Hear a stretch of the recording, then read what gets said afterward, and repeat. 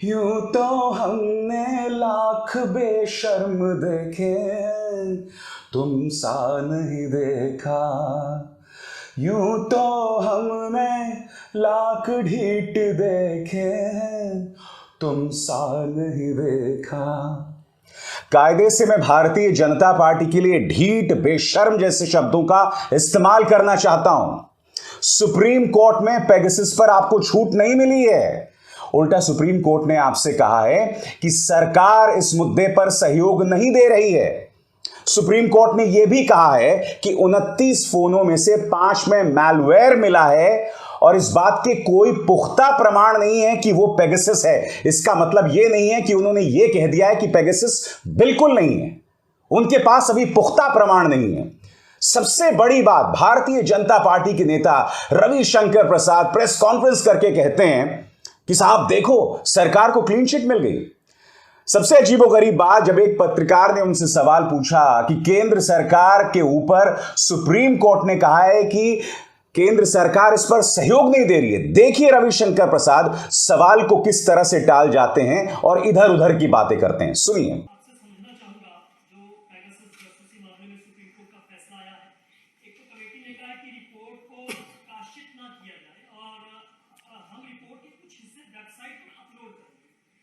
इस चीज को समझना चाहेंगे और एक और प्रश्न है जो उन्होंने कहा कि 1 महीने बाद सुनवाई करेंगे और केंद्र सरकार ने समिति के साथ सहयोग नहीं किया। देखिए, आपको मैं पहले कहता हूं कि कोर्ट ने आज क्या कहा है। ये सब कोर्ट में ऑब्जर्व हुए ना कि रिपोर्ट को पढ़ा, पेगासस का वायरस 29 मोबाइल में नहीं पाया गया। जिन लोगों ने कमेटी के आग्रह पर अपना मोबाइल दिया था उनके एग्जामिनेशन के लिए, पहली बात हो गई। 5 में कुछ मालवेयर पाया गया है जिसके ऑडिट एग्जामिनेशन हो रहा है। माननीय चीफ जस्टिस ने यह भी कहा कि इस रिपोर्ट को हम पूरा पब्लिक नहीं करेंगे, कुछ पोर्शंस को करेंगे। कितना करेंगे, जब लोड होगा तो मालूम हो जाएगा। तो एक प्रकार से तो देश की सुरक्षा को लेकर जो भारत सरकार ने कहा था कि यह विषय बहुत ही गंभीर है, इसलिए हम भारत की सुरक्षा के प्रति सब कुछ रिवील नहीं करेंगे, उसको उन्होंने भी स्वीकारा है। तो लेट्स वेट देयर। मोटी बात यह है कि पेगासस नाम का जंतु किसी भी मोबाइल में नहीं पाया गया। सीधे मुद्दे पर आइए रविशंकर प्रसाद जी, बताइए सुप्रीम कोर्ट ने यह क्यों कहा कि आप सहयोग नहीं दे रहे हैं। रविंद्रन समिति सुप्रीम कोर्ट द्वारा नियुक्त की गई समिति थी। अरे कम से कम अपने सुप्रीम कोर्ट का तो आदर कीजिए, कम से कम अपने सुप्रीम कोर्ट की तो इज्जत कीजिए। इतना अहंकार, इतना हट। कायदे से मैं ढीठ और बेशर्म जैसे शब्दों का इस्तेमाल करना चाहता हूं, मगर मैं नहीं करूंगा क्योंकि जैसे मैंने कहा ये शब्द अमर्यादित हैं। सीधा सा सवाल, आप सुप्रीम कोर्ट की नियुक्त समिति रविंद्रन समिति की इज्जत क्यों नहीं करते। वो रविंद्रन समिति ये क्यों कह रही है कि आप उनका सहयोग नहीं दे रहे। सबसे अजीबोगरीब बात ये कि भारतीय जनता पार्टी इसे क्लीन चिट बता रही है। वो कह रहे हैं कि साहब पेगासस मिला ही नहीं। सुनिए वो क्या कह रहे हैं, फिर मैं उसकी चर्चा करता हूं। The crucial point to note is that the high profile technical committee consisting of eminent people of technology, supervised by an eminent retired judge of the Supreme Court, has not found any Pegasus virus in the 29 mobiles submitted for examination. अब देश के सामने बोलने का हमारा दिन है। रविशंकर प्रसाद जी, आप एक लॉयर रहे हैं, आप इस देश के कानून मंत्री गए हैं और बहुत ही बेआबरू होकर आपको मंत्री पद से हटाया गया था। आप बनवास चले गए थे पटना, एक अरसे तक आप दिल्ली लौट कर नहीं आए। मैं आपको बतलाना चाहूंगा सुप्रीम कोर्ट ने क्या कहा है। सुप्रीम कोर्ट ने कहा है कि 29 फोन्स की जांच हुई, उसमें से 5 में मैलवेयर मिला, मगर इस बात के पुख्ता प्रमाण नहीं है कि वो पेगासस है। पुख्ता प्रमाण नहीं है। यह नहीं कहा गया है, यह खारिज नहीं किया गया है कि वो पेगासस हो सकता है। इसलिए मुद्दे पर रहिए, उस पर बात कीजिए, इधर उधर की बात मत कीजिए। अजीब और गरीब बात यह है दोस्तों कि ये 2013 से पहले जिस तरह से पूर्व वित्त मंत्री या स्वर्गीय राष्ट्रपति प्रणब मुखर्जी के घर में जासूसी की गई थी, उसका जिक्र कर रहे हैं। यहां मैं आपसे इत्तेफाक रखता हूं रविशंकर प्रसाद जी, जी हां, उस वक्त की सरकार पर यह आरोप लगा था कि प्रणब मुखर्जी की जासूसी हुई थी, अपने ही वित्त मंत्री की जासूसी हो रही थी। सबसे पहले मैं चाहूंगा आप रविशंकर प्रसाद कह रहे हैं, फिर मैं उसकी चर्चा करता हूं। कांग्रेस पार्टी स्पाइंग पर हमें नसीहत न दे। आज मुझे पीड़ा से बोलना पड़ रहा है, जब देश के योग्य राष्ट्रपति स्वर्गीय प्रणब बाबू देश के वित्त मंत्री थे तो उनके दफ्तर पर किसने बगिंग की थी? याद है कांग्रेस पार्टी? उसको च्युइंगम गेट कहा जाता था, याद होगा अनिल बलूनी। और हमारे पास आंकड़े भी हैं कि कांग्रेस की सरकार में कितना अधिक बाकी चीजें करने की कोशिश की गई है। ये सब के आंकड़े हैं, आप कहेंगे तो हम वो भी दे देंगे। जैसे मैंने कहा कि यहां पर मैं आपकी बात से इत्तेफाक रखता हूं, मगर कम से कम ये तमाम बातें मीडिया सामने ला रहा था, नंबर एक। नंबर दो, मैं नहीं भूला हूं, उस वक्त एक पत्रकार हुआ करते थे जो आईबी कवर करते थे या जो गुप्तचर एजेंसीज हैं वो कवर किया करते थे। उन्होंने मुझसे भी कहा था 2014 से पहले कि भाई अभिसार बता दिया जाए कि आपका फोन भी सर्विलांस में है। क्यों? क्योंकि मैं विदेश मंत्रालय कवर किया करता था।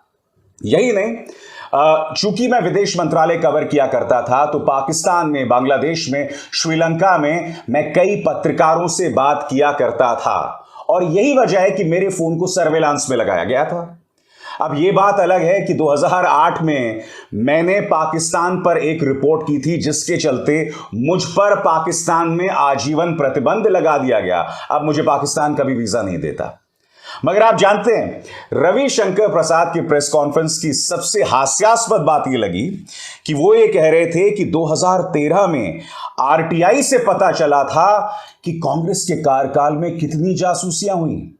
2013 में उस वक्त आरटीआई रविशंकर प्रसाद जी इतना मजबूत हुआ करता था कि आप उस वक्त की सरकार की हरकतों पर आरटीआई के जरिए पर्दाफाश कर सकते थे। इतनी ताकतवर थी आरटीआई, और आपकी सरकार ने तो आरटीआई को ही कमजोर कर दिया, सूचना के अधिकार को ही कमजोर कर दिया। सुनिए रविशंकर प्रसाद क्या कह रहे हैं, फिर मैं उसकी चर्चा करता हूं। 13 तक सैकड़ों चीजें जिस तरह से की हैं, मैं पढ़ रहा हूं। An RTI reply from 2013 revealed that around 9,000 phones and 500 email accounts were watched every month by UPA government at the time. ये आरटीआई के रिप्लाई में है।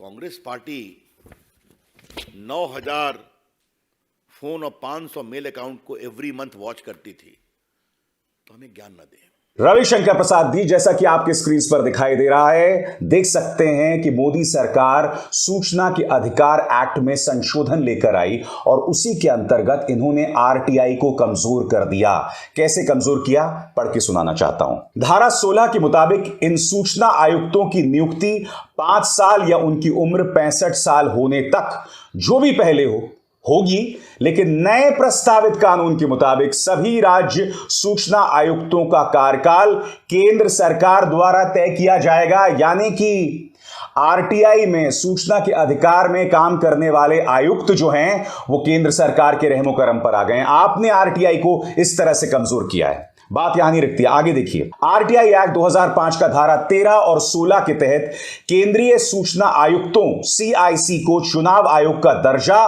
और राज्य सूचना आयुक्तों को प्रमुख सचिव का दर्जा दिया गया है ताकि वे स्वतंत्र और प्रभावी तरीके से काम कर सकें।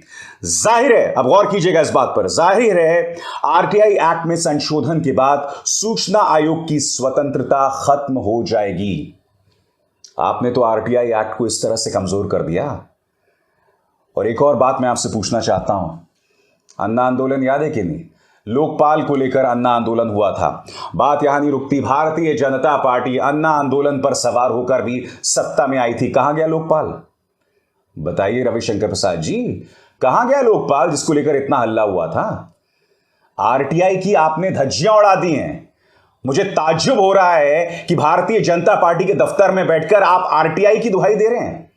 कम से कम 2013 में आरटीआई में इतनी ताकत हुआ करती थी, आम इंसान के हाथ की वो ताकत हुआ करती थी कि आप उस वक्त की सरकार को कटघरे में रख सकते थे। आपने क्या कर दिया बताइए आरटीआई को, और आप आरटीआई की बात करते हैं। और सबसे अजीबोगरीब बात, रविशंकर प्रसाद कहते हैं हम चुनाव जीत रहे हैं इसलिए हमसे सवाल नहीं किया जा सकता। वो डिजिटल प्लेटफॉर्म्स को भी नसीहत दे रहे हैं कि आप आत्ममंथन करें। सुनिए पहले रविशंकर प्रसाद ने कहा क्या, फिर मैं उसकी चर्चा करता हूं। हमें हराना है तो भैया चुनाव में हरा दो ना, हरा दो हमें। लेकिन चुनाव में हारते रहे हो, आगे भी हारोगे। मोदी जी की लोकप्रियता दुनिया में और बढ़ रही है, और इस तरह के झूठे आरोप लगाकर और कोर्ट का सहारा मोटिवेटेड पीएल के द्वारा करने के कारण आपकी पार्टी बढ़ेगी।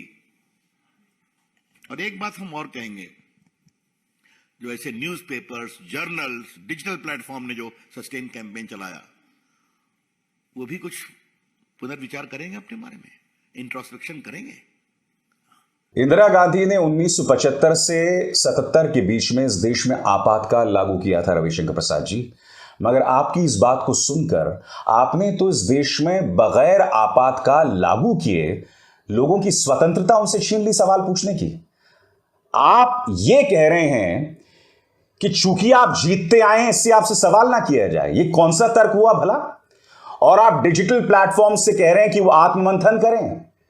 आत्ममंथन मैं नहीं करूंगा, आत्ममंथन अपने उन पालतू गुल्लू और कालू मीडिया के पत्रकारों से करवाइए जो आपसे सवाल करने की हिम्मत नहीं करते हैं। मेरे सवाल का जवाब दीजिए रविशंकर प्रसाद जी। मुझे कृपया बताने का कष्ट करें कि ये जो न्यूज चैनल्स के पत्रकार हैं तमाम डिबेट्स में क्या कभी भारतीय जनता पार्टी से सवाल करते हैं? और आपके प्रेस कॉन्फ्रेंस में जो आपने कल किया, जो आज सवाल मैं यहां से आपसे पूछ रहा हूं, इनमें से एक भी सवाल बता दीजिए जो गैर वाजिब है, गलत है, तथ्यों के आधार पर नहीं है। मैंने तथ्यों के आधार पर आपकी बैंड बजा दी साहब, क्षमा कीजिएगा, बैंड बजा दी शब्द का इस्तेमाल कर रहा हूं, नहीं करना चाहिए, अमर्यादित शब्द है। मगर कल जो प्रेस कॉन्फ्रेंस के जरिए भारतीय जनता पार्टी ने अपना अहंकार दिखाया है, मुद्दों को सतही तौर पर संबोधित करने का काम किया है, मुद्दों को टालने का काम किया है, वो बहुत ही शर्मनाक है। आपको क्लीन चिट नहीं मिली है पेगासस में। सुप्रीम कोर्ट ये कह रहा है कि भारतीय जनता पार्टी जो है वो सहयोग नहीं दे रही, यह आपके लिए शर्मनाक है। यह भी नहीं कहा गया है कि फोन्स में पेगासस नहीं है, यही कहा गया है कि प्रमाण नहीं मिले हैं, पुख्ता प्रमाण नहीं मिले हैं, पुख्ता प्रमाण, कंक्लूसिव प्रूफ, यह कहा गया है। काश कल जब यह मामला chief justice of India Ramana साहब के सामने आया था, जब उन्होंने कहा था कि रविंद्रन समिति ने कहा है कि मोदी सरकार हमें सहयोग नहीं दे रही, काश chief justice of India Ramana यह कहते और कड़े तेवर अपनाते, मोदी सरकार को कटघरे में रखते, मगर उन्होंने एक शब्द नहीं कहा। दोस्तों, कितनी बड़ी बात कही रविंद्रन समिति ने कि मोदी सरकार उन्हें सहयोग नहीं दे रही, और जो तमाम जजेस बैठे हुए थे उन्होंने इस पर एक शब्द नहीं कहा। आपको सुओ मोटो अपनी तरफ से कुछ बातें कहनी चाहिए थी, मगर आप खामोश रहे। मैं समझना चाहता हूं चीफ जस्टिस ऑफ इंडिया से, मैं समझना चाहता हूं माननीय जजों से, क्योंकि आप तो स्वतंत्र हैं, आप तो स्वायत्त हैं, फिर आप मोदी सरकार की उस मुद्दे को लेकर आलोचना क्यों नहीं कर रहे?